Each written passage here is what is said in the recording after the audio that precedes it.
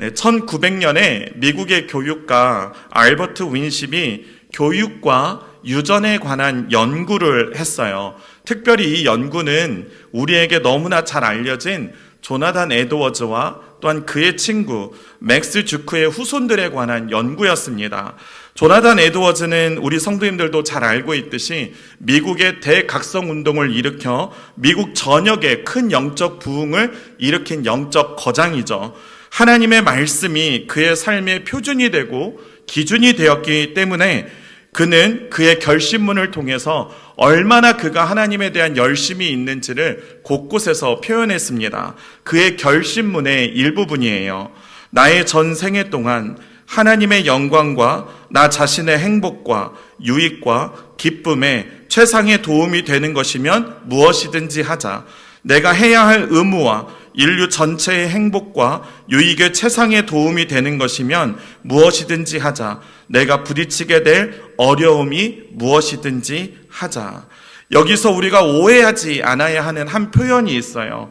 나 자신의 행복과 유익과 기쁨의 최상의 도움이 되는 것이라면 이라는 이 부분이에요. 마치 에드워즈가 자기 자신의 만족을 위해 살아가는 사람처럼 오해될 수 있기 때문이죠. 그러나 이 문장은 바로 앞에 나오는 하나님의 영광과 연결해서 생각해야 됩니다. 그는 하나님의 영광 안에서 주어지는 자신의 행복과 유익 그리고 기쁨을 말하고 있기 때문이죠. 여기서 우리가 충분히 알 수 있듯이 그의 삶은 하나님의 영광과 연결되어 있었다는 것이죠. 그러나 반면에 그의 친구 맥스 주크는 현재만을 생각하며 자유분방하게 살아갔던 사람입니다. 그래서 그의 삶의 특징을 보면 자신의 능력을 개발하거나 발전하는 삶이 전혀 없었어요. 그냥 주어진 하루하루를 자신을 위해 즐기는 삶이 전부였던 거예요. 그렇게 발전도 없고 미래에 대한 소망도 없이 현실에 안주하는 삶이 그에게 전부였던 것이죠. 이렇게 한 사람은 하나님의 영광이 삶의 표준이고 기준이었고, 다른 한 사람은 자신의 만족이 삶의 표준이었고 기준이었습니다. 서로 다른 기준을 가지고 살아가던 이 두 사람의 인생의 가치관이 어떻게 후손들에게 영향을 미쳤는지가 바로 그 사람의 연구였던 것이죠. 알버트 윈십의 연구 결과에 따르면 놀라운 차이가 나타났습니다. 먼저 조나단 에드워즈의 과문을 살펴보면 그가 생을 마감하고 140년이 지난 후에 보니까요, 약 1390명이나 되는 가문으로 성장해 있었습니다. 그 중에 12명이 대학 총장이었고요, 65명이 교수였습니다. 56명이 의사였고 100여 명이 변호사였습니다. 39명이 판사였고 또한 1명의 부통령이 탄생했고 3명의 상원의원, 국회의원 다수, 외교관 다수, 주지사 3명, 시장 3명, 군대 장교 75명, 작가 60명 등 미국의 정치, 경제, 사회, 문화에 아주 많은 지대한 영향력을 미치는 가문으로 성장해 있었던 것이죠. 게다가 100여 명 정도가 목회자, 신학자, 선교사로서 하나님의 부름 앞에서 온전히 사역을 감당하고 있었다는 거예요. 그렇다면 그의 친구 맥스 주크의 후손들은 어떻게 되었을까요? 5대에 걸친 후손을 살펴보니까 약 1200여 명의 사람들이 있었는데 그들의 삶을 보니 너무나 충격적이었어요. 300여 명은 유아 시절에 죽었고요. 750명은 노숙자나 다름없는 삶을 살아가고 있었습니다. 100여 명은 알코올 중독자로서 고통 가운데 살고 있었고, 60명은 절도범에, 70명은 살인자로서 사회에 무리를 일으키는 후손들의 삶이 되었던 것이죠. 이 두 사람의 삶은 극명하게 차이가 일어나고 있습니다. 이런 차이를 어디에서 찾아보고 싶어도 찾아볼 수가 없습니다. 우리는 이 연구를 통해 분명한 교훈을 얻어야 해요. 우리가 가진 인생의 가치관이 결국 자녀들에게 어떤 영향을 주는지를 깨달아야 하는 것이죠. 이와 같은 맥락에서 본문을 보게 되면 본문에도 서로 다른 인생의 가치관을 가진 두 사람이 나오고 있어요. 한 사람은 에서이고 다른 한 사람은 야곱입니다. 이 둘은 형제이고 게다가 쌍둥이에요. 그런데 이 둘을 향한 성경의 평가는 서로 너무 달랐어요. 오늘 본문 23절 말씀에 보면 이렇습니다. 여호와께서 그에게 이르시되 두 국민이 내 태중에 있구나. 두 민족이 내 복중에서부터 나누이리라. 이 족속이 저 족속보다 강하겠고 큰 자가 어린 자를 섬기리라 하셨더라. 동생인 야곱을 형인 에서가 섬기게 될 것을 하나님께서 말씀하고 계세요. 야곱을 통해 태어난 후손들이 에서의 후손들보다 더 강한 세력이 될 것을 말씀하고 계신 것이죠. 그렇다면 왜 이 둘의 평가가 이렇게 극명하게 갈리게 된 것일까요? 저는 이것에 대해 오늘 본문을 가지고 두 가지로 정리하고자 합니다. 먼저 첫 번째로 하나님의 은혜에 대한 갈망이 달랐어요. 본문 31절을 같이 함께 읽어보겠습니다. 야곱이 이르되 형의 장자의 명분을 오늘 내게 팔라. 지금 야곱은 에서가 가진 장자의 명분을 너무나 탐내고 있어요. 이것은 그냥 즉흥적으로 방금 막 생각해서 한 말이 아니에요. 야곱이 평소에 형인 에서를 바라볼 때마다 무엇을 생각하고 있었는지가 고스란히 드러나고 있는 구절인 거예요. 그렇다면 왜 이 야곱은 이 장자의 명분을 그렇게도 탐내는 것일까요? 그 이유는 당시 문화에서는 첫째가 집안의 모든 축복을 누리는 위치였기 때문입니다. 장자는 다른 자녀들보다 2배의 재산을 상속받았어요. 신명기 21장 17절 말씀에 보면 자기의 소유에서 그에게는 2몫을 줄 것이니 그는 자기의 기력의 시작이라 장자의 권리가 그에게 있음이니라. 또한 장자는 가문의 대표자로서 가정의 통치권, 곧 통솔권을 가지고 있었습니다. 역대하 21장 3절 말씀에 보면 그의 아버지가 그들에게는 은금과 보물과 유다 견고한 성읍들을 선물로 후히 주었고 여호람은 장자이므로 왕위를 주었더니 무엇보다도 가정의 제사장으로서의 직분을 수행하며 영적인 복의 상속자가 바로 장자였습니다. 이런 귀한 자리가 장자의 자리였어요. 그렇게 야곱은 이 장자의 명분을 그렇게도 탐냈던 것이죠. 그러나 사실 말씀을 보게 되면 이 장자의 명분은 에서의 것이 아니라 원래 야곱의 것이었어요. 다시 23절의 말씀을 보겠습니다. 여호와께서 그에게 이르시되 두 국민이 내 태중에 있구나. 두 민족이 내 복중에서부터 나누이리라. 이 족속이 저 족속보다 강하겠고 큰 자가 어린 자를 섬기리라 하셨더라. 여기서 이미 하나님께서는 야곱이 장자의 축복을 얻게 될 것을 말씀하고 계셨어요. 하나님의 선택은 이미 야곱에게 있었다는 것이죠. 이것은 가장 먼저 어머니 리브가가 알고 있었고 그렇게 야곱 또한 어머니에게 이것을 들어 알고 있었을 거예요. 그래서 그는 틈만 나면 원래 저것은 내 것인데 하면서 그것을 다시 돌려놓기 위해 기회만 엿보고 있었던 것이죠. 그래서 야곱은 31절과 같이 자신에게 장자의 명분을 팔 것을 에서에게 제안한 것입니다. 그러자 에서가 어떤 반응을 보입니까?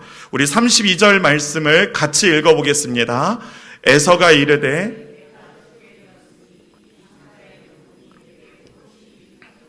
아멘. 이 장자의 명분이 내게 무엇이 유익하리요?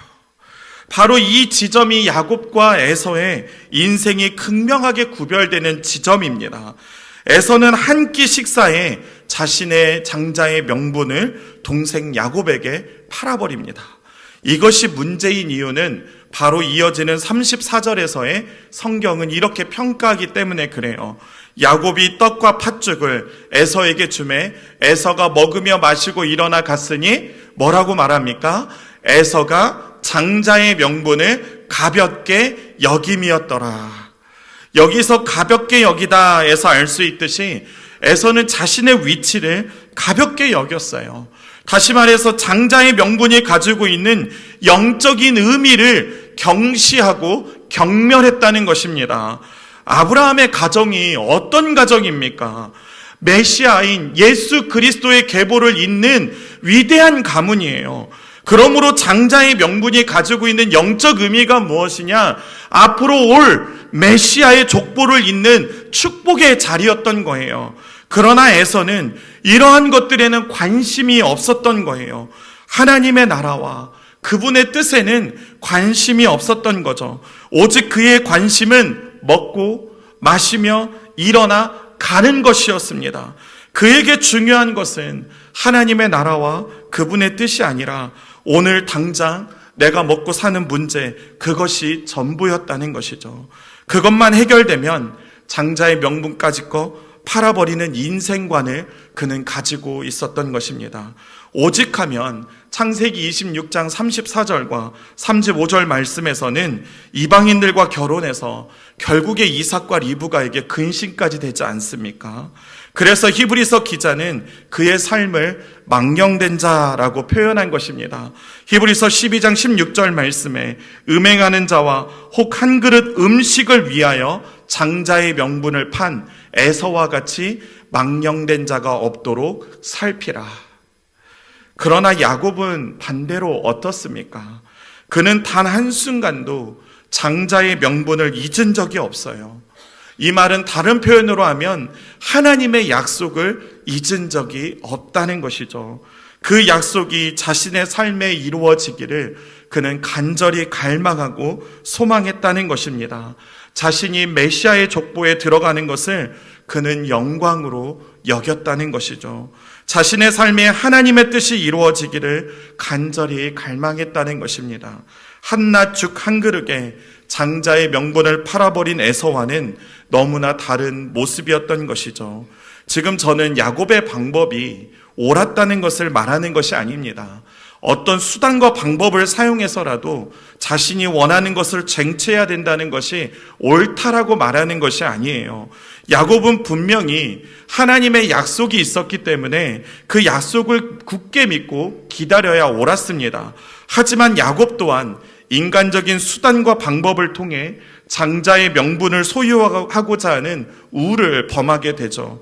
이 모습은 하나님께서 기뻐하시는 방법이 아니에요. 그래서 야곱의 인생 또한 속고 속이는 인생의 연속을 경험하는 것 아닙니까? 하지만 제가 여기서 강조하고자 하는 것은 무엇이냐? 왜 야곱이 그토록 장자의 명분에 눈길을 두고 있었냐는 것이죠. 그 기반에는 하나님의 은혜에 대한 갈망이 있었다는 것입니다. 하나님의 약속이 자신에게 이루어지기를 간절히 갈망하는 마음이 그에게는 소원으로 있었다는 것이죠. 사랑하는 성도 여러분, 우리는 한 해를 시작하는 시점에 있습니다. 365일은 모두에게 똑같이 주어지는 시간이에요. 2024년은 모두에게 주어지는 해예요. 그러나 어떤 사람은 에서처럼 죽 한 그릇에 영적인 축복을 팔아버리는 사람이 있는가 하면 또 어떤 사람은 야곱과 같이 하나님의 약속이 내 삶에 이루어지기를 간절히 갈망하며 살아가는 사람도 있다는 것이죠. 하지만 우리는 기억해야 합니다. 에서와 야곱의 인생은 여기서 갈려졌다는 것입니다. 그렇게 우리도 에서와 같이 죽 한 그릇에 영적 축복을 다 쏟아버리는 자가 될 수 있음을 기억하고 항상 우리를 경계해야 합니다. 주신 은혜의 자리를, 주신 축복의 자리를, 주신 사명의 자리를, 주신 직분을 충성되이 지켜야 하는 것이 바로 우리가 살아가야 할 2024년이라는 것이죠. 바로 이것이 하나님의 은혜를 갈망하는 사람의 모습인 것입니다. 에서가 아닌 야곱처럼 하나님의 은혜를 갈망하며 2024년을 달려가는 우리 모두가 될 수 있기를 주님의 이름으로 축복합니다. 왜 이 둘의 평가가 극명하게 갈리게 된 것일까요? 그 두 번째로 가정 안에서 영적 교육의 방향이 서로 달랐어요. 본문 28절을 우리 함께 같이 읽어보겠습니다. 이삭은 에서가 사냥한 고기를 좋아하므로 그를 사랑하고 리브가는 야곱을 사랑하였더라. 아빠는 에서를 사랑하고 그러나 반면 엄마는 야곱을 사랑했습니다. 지금 서로가 사랑하는 대상이 달라요. 한 배에서 똑같이 태어난 쌍둥이 둘을 서로 다른 사랑으로 먹이고 자라게 한 것이죠.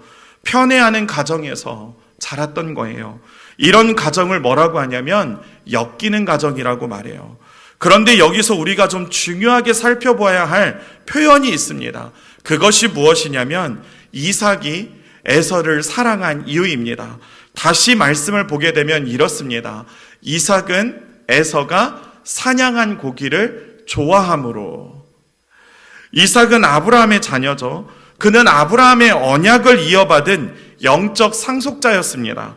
그렇다면 그의 관심은 사냥한 고기가 아니라 하나님의 약속에 있어야 해요. 그러나 이삭의 관심이 지금 어디로 바뀌어져 있습니까? 사냥한 고기에 가 있다는 것이죠. 이 부분에 대해서 인생 야곱이라는 책에 보면 이렇게까지 강하게 표현합니다. 이삭이 에서를 사랑한 까닭은 사냥한 고기 때문입니다. 요즘으로 치면 돈 때문이에요. 세상적으로 잘 나가는 아들을 사랑한 것입니다. 이것이 바로 이삭의 영적 상태였습니다. 이 말이 무슨 말입니까? 주일 성수를 하든 안 하든 예배를 드리든 드리지 않든 그 자녀가 세상에서 잘 나가기만 하면 그만이라는 것이죠. 시험을 잘 보기만 하면 그만이라는 거예요. 좋은 대학에 다니면 그만이라는 거예요. 세상에서 알아주는 직장에만 다니면 그만이라는 것이죠. 그렇게 세상적으로 살아가다 때가 되면 용돈을 보내주고 생일 때가 되면 해외여행도 시켜주면 그만이라는 거예요. 그 영혼이 영적으로 죽든 살든 아무 상관이 없었던 것이 바로 그들의 상태였던 거예요. 이 사랑으로 이삭은 에서를 양육했던 것이죠. 그래서 에서는 그렇게 밤새도록 들사람이 되어 사냥을 다닌 거예요.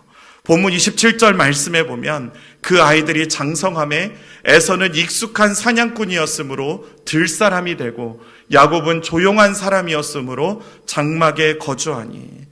이삭의 사랑은 비틀린 사랑이었습니다. 이 비틀린 사랑에 목말라 하는 사람이 에서였어요. 그래서 에서는 결국 들에서 들사람으로 살아가는 피곤함에 빠져 사리 분별이 판단이 흐려지는 지경에까지 가는 것 아닙니까? 본문 29절 말씀에 야곱이 죽을 쑤었더니 에서가 들에서 돌아와서 심히 피곤하여. 사람이 피곤하면 만사가 귀찮아져요. 저도 피곤하다가 실수를 한 적이 있습니다. 제가 피곤하면 아들이 자주 저를 찾아와서 공격하기 시작합니다. 아빠가 피곤할 때 건들면 둘 중 하나입니다. 혼나든지 아니면 자신이 목적하는 바를 이루든지예요. 그날은 저도 너무 피곤해서 집에 들어가자마자 바로 자고 싶었어요.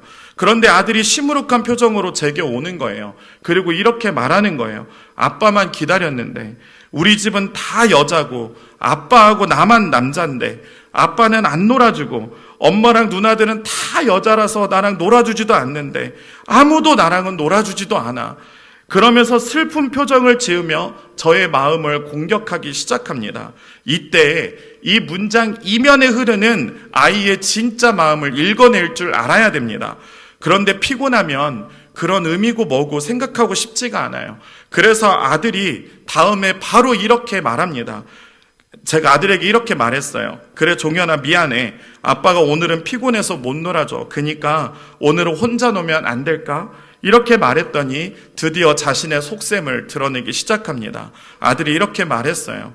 아무도 안 놀아주고 게임도 못하고 이미 1시간을 다 해버려서 게임도 할 수 없는데 나 혼자 어떻게 놀아? 이 정도면 우리 성도님들은 지금 제 아들이 원하는 것이 무엇인지를 충분히 알 수 있어요. 그래서 저도 빨리 문제를 해결하려고 아들에게 이렇게 말해버렸습니다. 그래 알았어. 그러면 오늘만 딱 1시간만 더 하는 거야. 그리고 끄렴. 그런데 이 소식을 들은 아들은 그때부터 온 세상을 얻은 듯 자신의 태블릿을 가지고 1시간의 타이머를 다시 켜놓고 게임을 시작합니다. 그러면 저쪽에서부터 갑자기 큰 소리가 외쳐옵니다. 바로 아내의 소리예요.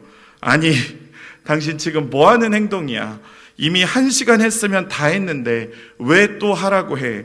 이 이유에는 성도님들의 상상에 맡기겠습니다. 이렇듯 사람이 피곤하면 판단이 어떻게 돼요?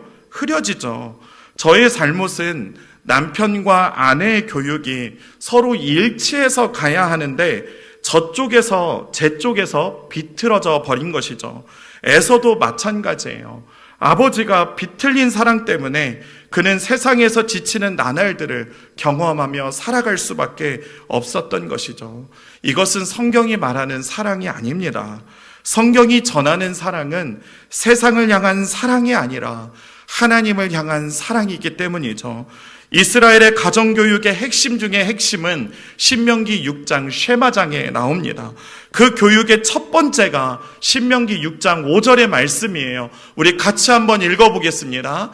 너는 마음을 다하고 뜻을 다하고 힘을 다하여 내 하나님 여호와를 사랑하라. 할렐루야. 하나님을 향하게 하는 것, 하나님을 사랑하게 하는 것이 신앙교육의 첫 번째라는 거예요. 이삭이 놓친 것이 바로 이것이에요. 저는 살면서 딱 한 번 청년 시절에 주의를 범한 적이 있습니다. 그런데요, 그 범한 날 그는 집에 들어갔다가 온갖 죄인 취급이란 취급은 다 당했어요. 아무도 저랑 말을 섞어주지 않는 거예요. 제 말을 아무도 들어주지도 않고 어느 누구도 저를 상대해주지도 않는 거예요. 비록 교회에서 가서 자더라도 저는 교회를 떠날 수 없는 사람이 되었던 것이죠. 좋든 싫든 제게 교회는 당연한 곳이었습니다. 지금 돌아보면 저는 그렇게 저를 붙잡아 주셨던 부모님께 감사하고 있습니다. 그렇게 저는 지금도 우리 교회 청년들에게 계속 가르쳐요. 만약 청년부 예배에 나오지 못할 상황이라면 반드시 주일 1부, 2부, 3부 예배 중 하나라도 드리고 너의 일을 하라고. 이것이 그들을 지켜주는 울타리이기 때문이죠. 사랑하는 성도 여러분, 이삭과 리브가는 서로 다른 방향성을 가지고 가정에서 양육을 했어요. 서로 다른 영적 교육은 자녀에게 혼란을 가중시킬 뿐입니다. 그렇게 부모는 서로 먼저 하나님의 말씀 안에서 바른 가치관을 세워가며 자녀들에게 동일한 신앙의 교육의 방향성을 유지해 가야 하는 것이죠. 그렇기에 끊임없이 가정 안에서 서로가 말씀 안에 영적인 대화가 이루어져야 한다는 거예요. 이 대화가 끊어졌다면 다시 회복되어질 수 있기를 주님의 이름으로 축복합니다. 서로가 주일 설교를 가지고 대화를 이어가야 합니다. 서로가 받은 은혜를 가지고 대화를 이어가야 해요. 그리고 함께 같은 방향을 바라봐야 하는 것이죠. 이것이 먼저입니다. 이것이 온전히 이루어져 갈 때 자녀들을 향한 신앙 교육 또한 서로가 같은 곳을 바라보게 되는 것이죠. 함께 신앙의 대화를 이어가며 같은 곳을 바라보며 자녀들에게 하나님을 향한 온전한 사랑을 가르치는 저와 성도님들이 될 수 있기를 주님의 이름으로 축복합니다. 말씀을 맺겠습니다. 조나단 에드워즈가 1월 1일 새해에 했던 유명한 5가지의 결심이 있어요. 이것을 보면 그가 얼마나 하나님께 집중되어 있는가를 우리가 알 수 있습니다. 첫째, 목숨이 붙어 있는 한 전력을 다하여 하나님의 뜻을 위하여 살겠다. 둘째, 다른 사람을 깎아내리거나 욕이 되는 말과 행동을 하지 않겠다. 셋째, 어떤 말이나 행동도 안갚음이나 복수심으로 절대 하지 않겠다. 넷째, 걱정거리가 되거나 수치로 남을 일은 결코 안 하겠다. 다섯째, 나의 모든 시간은 창조적이며 건설적으로 쓰고 허송하지 않겠다. 저는 이 결심의 처음과 마지막 문장을 보면서 서로 연결되어 있다고 생각했습니다. 하나님의 뜻을 향해 전심전력으로 달려가려면 시간을 창조적으로 건설적으로 사용하며 허송세월 보내지 않아야 한다고 생각하기 때문이죠. 그렇습니다. 2024년 우리에게 주어진 365일은 긴 것 같지만 길지 않아요. 지금 우리는 신년 특별 새벽 기도회를 드리고 있지만 벌써 1월도 3일이 지나가고 있습니다. 시간은 우리를 기다려주지 않습니다. 그렇게 우리는 가는 시간을 붙잡으려고 하는 것이 아니라 우리에게 주어진 시간을 어떻게 하면 더 잘 활용할 수 있을지를 생각해야 하는 것이죠. 그렇게 우리는 에서처럼 우리의 시간을 가벼이 여기며 살아가서는 안 된다는 것입니다. 우리에게 주어진 시간에 우리는 하나님의 은혜를 갈망하며 살아가야 한다는 것이죠. 또한 우리의 자녀들이 세상에서 자신들의 모든 시간을 허비하지 않도록 부모로서 자녀들에게 하나님을 향한 사랑이 커져가도록 돕는 한 해가 되어야 한다는 것입니다. 하나님의 은혜를 갈망하며 자녀들에게 하나님을 향한 사랑이 더욱 커져가게 하는 2024년이 되기를 결단하는 우리 모두가 될 수 있기를 주님의 이름으로 축복합니다.